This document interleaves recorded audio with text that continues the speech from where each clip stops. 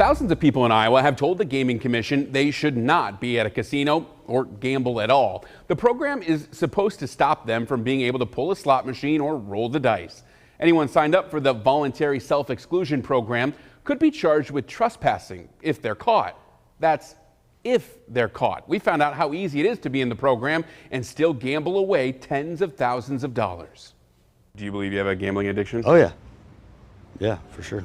Danny Foster is addicted to winning a jackpot he can't collect. Every time that I've hit big, they end up telling me that I'm not allowed to be there.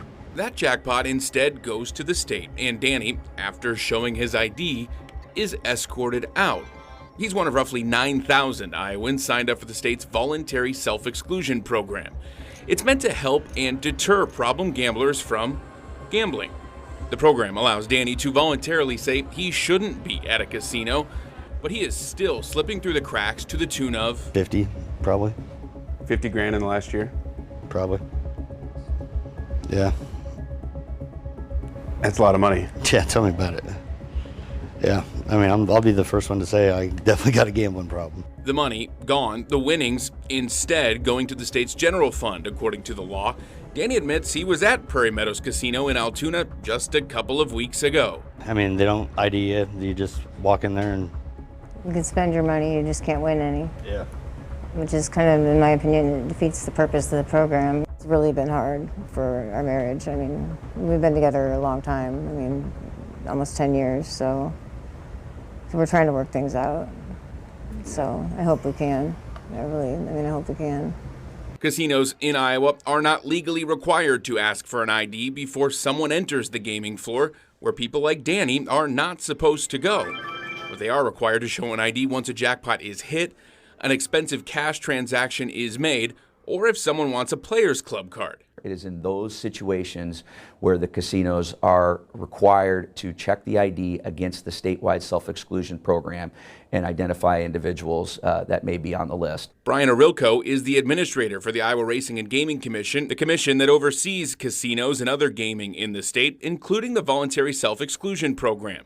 Arilko admits it may be tough for casinos to recognize Danny or any other of the 9,000 Iowans on the list without scanning their ID. In many cases, it is very difficult for a casino to just identify a person that's on a list that comes to a casino, whether they're just gambling in a slot machine where there's not any necessarily any employee interaction, or even at a table game where there's limited employee interaction. The IRGC does track violations of the program. It's dished out more than $194,000 in fines in the last 3 years to places like Diamond Joe Casino in Worth County, Wild Rose in Clinton, Emmitsburg, and Jefferson, and the same casino that Danny says he keeps going to, Prairie Meadows.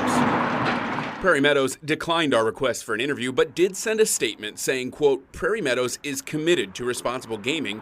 We encourage anyone with a problem gambling to seek assistance from 800 Bets Off," end quote. What the IRGC doesn't track is the same thing that keeps happening to Danny when someone in the program gets turned away after presenting their ID. Wouldn't that show the success of the program? Why wouldn't you record those? So it's a good question, and so maybe it is something that we should get records of. I would say that the success of the program really, we think one of the measures is just having 100% compliance from the casinos. A casino allowing Danny or others to gamble until they hit the jackpot is complying with the state law. I would like to see if they did start IDing everybody and arresting people that are on the self-exclusion. He and his wife say that change in the law would solve a problem for Danny and potentially thousands of others in the program addicted to gambling. I just really think that would have a very positive impact on a lot of people. Now, another recent wrinkle in the law. Anyone can gamble right here in the palm of their hand with sports gambling. Arilko says gambling apps are required, just like casinos, to make sure no one in the program is using them.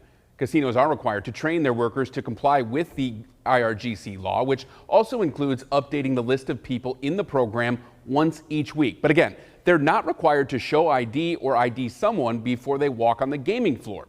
That's how Danny and potentially others are falling through the cracks. If you or someone you know is addicted to gambling, you can call Your Life Iowa or 1-800-BETS-OFF.